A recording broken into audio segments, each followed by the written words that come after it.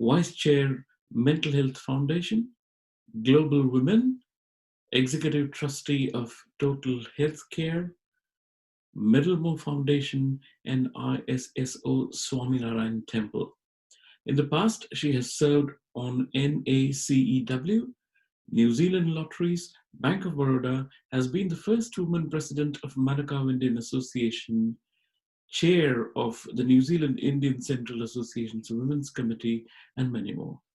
Today, Ranjna is with us to talk about her project Gandhi Nivas, which has been in the news recently. Hello, Ranjna, and welcome to Kya Hora New Zealand. Hello, Dev. Thank you for having me on.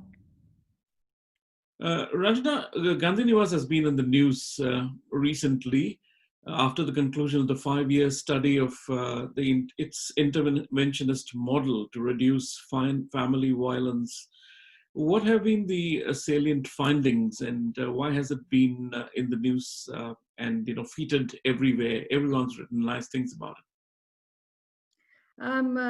Gandhi Nivas is a project we started back in 2014, and it's an early intervention program and working with the perpetrators that police bring to a home. Why I started this project is in 2012 and 13, 4 out of 14 women killed were Indian. And so the police commissioner at the time asked why this is happening in our community and, needed some advice. Coming from a background where you didn't have this kind of experience, I actually went to MIT to understand the issue. And what all the providers said is that we need bricks and mortar, where counselling can happen within 24 hours of an incident. So in 2014, we started this program, and from day one, we had Massey as our partners with New Zealand Police to work on this program together. So evaluation started from the very beginning. We did a first-year evaluation, and we actually showed 93% of men did not reoffend. But 12 months is not change behaviour, and so we didn't shout from the rooftops, even though it was amazing results. The 5-year longitudinal study is actually going back to 2000 and going to 2014, looking at the men's behaviour prior to intervention at Gandhi Nivas. And this data is only from the Otahu house that we've started.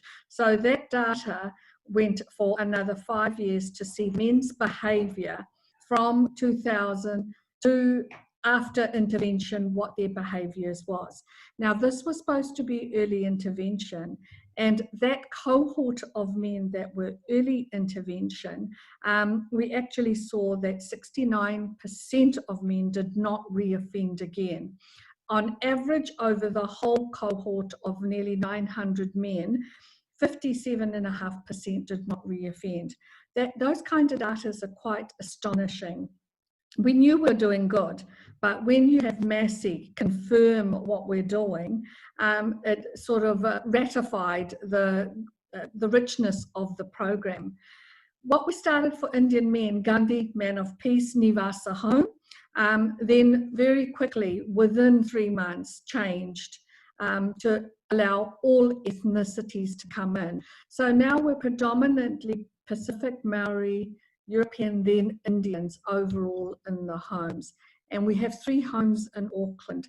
So having data like this, we actually launched the data with the police minister, the new police commissioner, Andy Costa, and the Minister Jan Logie, who's in charge of the whole intersectoral family harm intervention under justice. And they said some amazing things about the program, saying community-led programs sometimes work the best. So those kind of words get you in the media when, you've got validation of Massey University, people wanting to repeat what we're doing. But it just seems to be too hard for everyone to start it off. And I'm not actually the doer. The counselling service, Sucharita and Zoya and her team at Sahata, are the ones that do the doing, the counselling service, and the police do the referrals. I've just brought everything together and provided the bricks and mortars to move ahead. Right. Can you briefly tell us what's the kind of interventions that you do, and how is it different from what other agencies might be doing? The intervention is police are called to a family home. New Zealand statistics are terrible. 1 in 3 women is abused, and every 4 minutes police are called to a family harm incident. When there hasn't been an offence done, but the police can see that it would be helpful to remove the man from the house, leave the woman and children in the home to be less disruptive, then they ask the man if he would like to go to a home where he can get counselling in a bed if he's got nowhere to go. Now, we only get between 10 and 12% of the men that are issued with this police safety order come to the home. A police safety order is issued with a non-offendable offence to the man, but he's removed from the home. And this can be from 24 hours to 5 days. It just recently now changed to 10 days. And because we started this program community-led, we didn't have any guidelines in how long the men could stay. And so the counselling service, what the point of difference is, it's 24/7. Most NGOs and people working in this space are Monday to Friday, 9 to 5. Most family harm incidents happen in the evening or in the weekend. So a complete mismatch to the service. So those are the two times of intervention when they happen within 24 hours. If you can have the conversation with the men of what they did wrong and why she called the police, it registers. Otherwise, you tend to forget what the argument was even about, and she felt frightened. And so they come to the home and they get counselling. And this is a no-blame situation. The counsellors quite often say that, most scenarios, men don't talk. That they say once they let the men explain why they did what they did, they talk and talk and talk. The researchers said we ran out of tape. That's how much the men would tell the stories. So the men get counselling. Another group go to the home, and they just make sure that the woman is safe, that is this the first time it's happened that she got frightened, or has this been going on and she's just had the courage to ring? So a point of difference there. And then if it is ongoing, they remove to Women's Refuge. They work with the other counselling services. And then the children, because I set up an advisory board from day one, and our psychiatrist on there says it's going to take 3 generations of children to change their behaviour, because you can tell children what to do, but if you don't set the example, if you don't do it, if the mum tolerates dad hitting and doesn't say anything, the girl thinks, oh, you just have to tolerate it, and the boy thinks, well, dad did it and mum didn't say anything. So it's normalized in their head. So just to say it's just not okay to do it, hit anybody. And the biggest point of difference in our counselling service is it's not a mainstream package.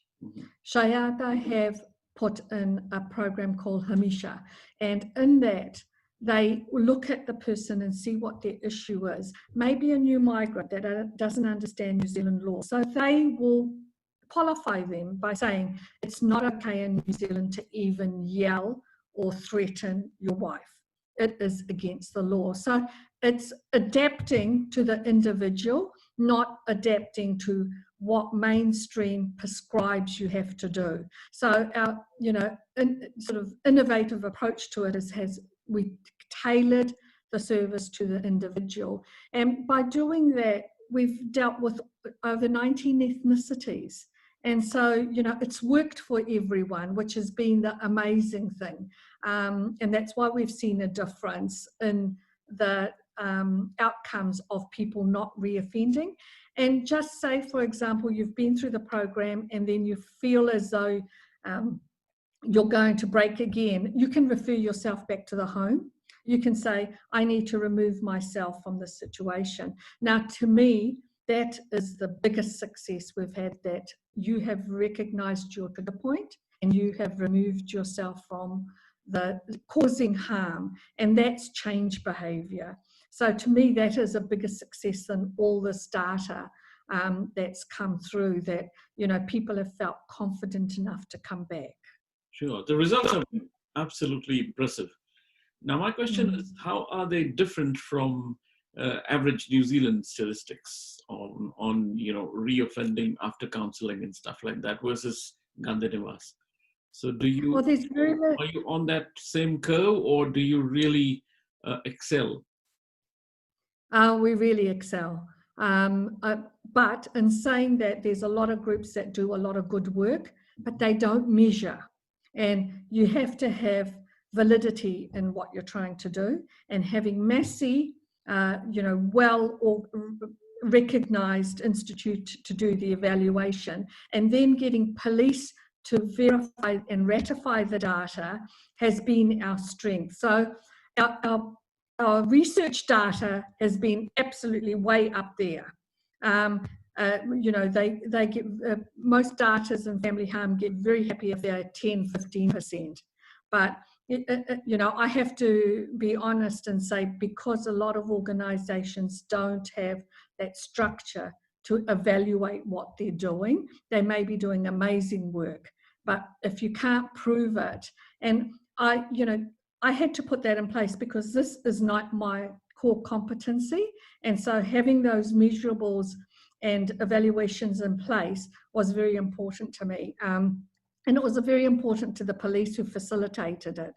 But I think, if you don't validate what you're doing, we all have good ideas, but if you're not going to make a difference, you don't keep doing it, because this is a very expensive service, because you have qualified and registered people, social workers, alcohol and drug counsellors, and then counsellors. These are all professionals working there. And that's the point of difference. Sometimes you only get one chance to have that conversation, and it's got to be the right conversation. Whether it's listening and just, sitting there and the man can acknowledge his problem, but you've got to have the right competency. I couldn't sit there and say, well, I've done a good job because I'm not a counsellor, or I haven't been through alcohol and drug rehab part of it. So, having the right competencies has been our, strength and our main success. So what are the most, you mentioned alcohol and drugs. So what are the most of the causes, most of the reasons why there is family violence? The why is very different. What causes it? Alcohol. Over 90% are alcohol-related incidents. So, Thursday night, Friday night, a couple of drinks, something is said, and the situation gets to an aggravation point. So the reason why you snap, I don't know. Everybody snaps for different reasons at different times. We've got crowded homes, we've got financial strains. Now with COVID, it's even more prominent, where people, especially the blue-collar jobs are lost, and it's very hard to make ends meet if you don't have a regular income. Someone's lost their job in the whole household. There's a lot of trigger points, but, or a new baby's born and you're working all day and the baby cries all night. There's millions of reasons. I can't put my hand on my heart and give you one reason. Sure. Speaking of COVID, was there a spike during the lockdown? Yes, we had so many call-outs.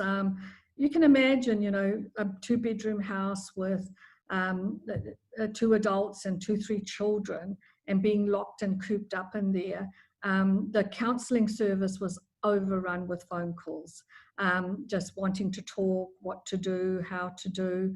And so they were really, really busy. We didn't have that many incidents of men coming to the home. Because of COVID, we actually had to halve the men in the home. We normally can have up to 10 a week, whereas we had to halve that so that we could do the proper isolation. But think it's going to spike even more now with the reality hitting in once the next wage subsidy stops as well. Sure, sure. Are you geared for that? I think we are. Our capacity is only 10 to 12 in a home. It's only a 3-4 bedroom home. And so capacity is very limited, but I think that capacity also makes it a very personalised service, that, you know, you can talk to this person. You know, people will ring to say, can I take you out, the counsellors, can I take you out for a coffee? Now, for a man to ring to say that, it's asking for help, but it's not asking for help. So, you know, that to me is they're recognising coming through. You know, the phone counselling has increased a lot. So the, you know, counselling services is telling me. But do you at any given time have all your beds occupied? Lots of times we do. Because the men actually share the rooms. The one, like the Pepakura house, one room has 3 beds in it. The others are all 2 beds in the room. Very simple, clean, tidy rooms they are. And what we've found is having that peer support of the men. You'll have a big Maori guy, a big Tongan guy, a little Indian guy, a little Chinese man, and saying, oh yeah, he looks like he hits his wife. And then the penny drops. We're all here because of the same reason. And that's that peer support that they get. My second evaluation was actually qualitative. First one was quantitative, then qualitative. And the qualitative showed exactly how that the peer support actually did enhance the men's ability to stay away. Like, you know, one man saying, well, you know, you're 18, what in the hell are you doing? Just having those conversations, don't do what I'm doing, you know. Having that conversation was very important, because our age has been from 18 to 84. You know, the 84-year-old man couldn't understand why his wife rang, because she'd been, you know, tolerating it all her life. Ranjna, your family started out in healthcare, you know, started from nothing, and it's the stuff of legend. And you had, you know, this huge behemoth which you built in a lifetime, which many people don't do in a single lifetime. Now, what was the compulsion? What was the motivation to go into something like Gandhi Nivas and give back to society? I think, you know, I started sitting on advisory boards about 12 years ago, and I've been on the police advisory board for 11 years. And I think it was a challenge. You know, John, the district commander here, John Tim, said, there's a problem in your community. And, you know, most of us will go, nah, not in my community. And then he says, data doesn't lie. You know, 4 women killed out of 14 were Indian. Data is black and white. And that's 29% when we were about 3% at that time. You know, so it was completely out of kilter. And so I think when we get challenged, and I think, you know, as in healthcare, we had a lot of obstacles put in our path. You know, from the day Gandhi arrived in New Zealand, his degree wasn't recognised. No one would say, you know, if you sit this exam, it took 10 months for someone to say, sit this American exam and we will give you registration. So bang on, he did it, got his registration, and, you know, straight away started working. Then we started general practice. I became the receptionist, the cleaner, the accountant, the typist, everyone. And he looked after the clinical quality. And he knew if you look after the patients, the business will grow. And we'd borrowed 110%, because yes, you're right, he didn't come with anything to New Zealand. I was an 18-year-old when I got married, and so, you know, didn't have anything. And so we had to survival.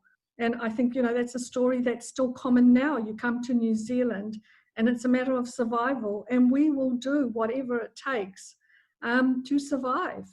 And that's working, you know, from when we started medicine, it was 9 to 12 and 3 to 5.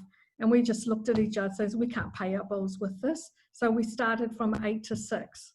And when we started growing, our peers started complaining, saying, you know, that Indian couple must be doing something dodgy because they're growing so much. Not the fact that we thought access was most important to Notara. And that's what we worked on, access. And hence, you know, barriers were put up, and those barriers became our opportunities. So all the obstacles the bureaucrats put in for us, we turned them into opportunities. So when John Timms challenged me, I thought, well, let's see what we can do. And the day we started Gandhi Nivas, 1st of December, is the day Owen Glenn report came out at a cost of hundreds of thousands of dollars, to say the same thing. Men need help to change behaviour. You have to go to the root cause of family harm, which is the perpetrator, which is the man. Otherwise, as the Papakura district commander said to me, in the last 3 months, I've been to 5 houses with one man, 5 different women, because the man is just not changing his behavior. And so that's a root cause of it. And if you don't help the root cause, it's just going to be the same old, same old. So we had a lot of criticism when we started, saying, why are you working with the scum of the earth? They're the perpetrators. They just need to go into jail. But we're not fixing the problem. We're putting a Band-Aid on it and then putting them back into, you know, the same environment where they're going to do it again. What next for Gandhi Nivas and for yourself? Well, you know, the Minister Jan Logie and the Stuart Nash have both said they would like this replicated because we need to make a dent in the terrible statistics New Zealand has in family harm. And so, you know, I'm going to Wellington in the next couple of days. And so hopefully I meet with the right people that will be able to say, yes, let's replicate this. If they don't, it's a very expensive service. If they don't, you know, I don't know what the future for the 3 homes I've got in Auckland will be. And if they don't want to replicate it, that's fine. We may just live with the 3 houses, or we'll just see what else we can do. I've been very fortunate in being able to do something like this because, you know, without police, you know, the commissioners, from Mike Bush to John Timms, all these senior people supporting you to do this, and then having an amazing counselling service that doesn't just work in one way. They will work around the individual, and they will work with what needs doing, whether it's helping the man who's never had a job write a CV. Minister Stuart Nash says, how many lives have you saved? You've actually saved a lot of lives because of what you're doing, but that's not measurable. And so you can't do an ROI because it's too much, you know, it's hard to measure. Well, thank you very much for your time, Ranjna. I really appreciate you coming on Kya Hora New Zealand for Indian Weekender. Thank you.